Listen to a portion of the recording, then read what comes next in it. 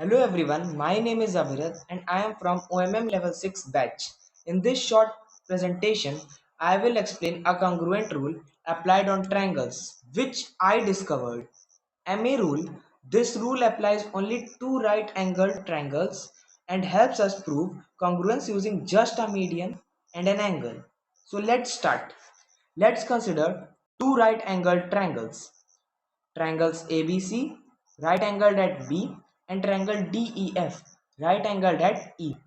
Now let us consider O be the midpoint of hypotenuse AC and M be the midpoint of hypotenuse DF, and medians BO and EM be drawn from the right angles B and E to those midpoints. So now this rule will only be applicable if both medians are equal and the angle BOC and EMF are also equal.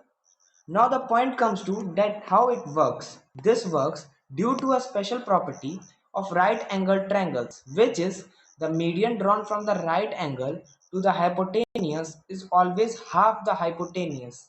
So if BO is equal to EM, it means AC is equal to DF.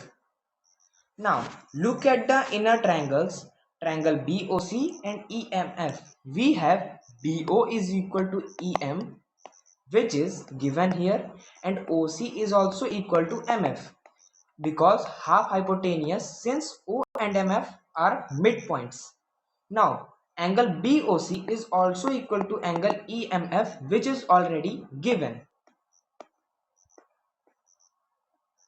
So now by SAS congruence rule, we can conclude that triangle BOC is congruent to triangle EMF.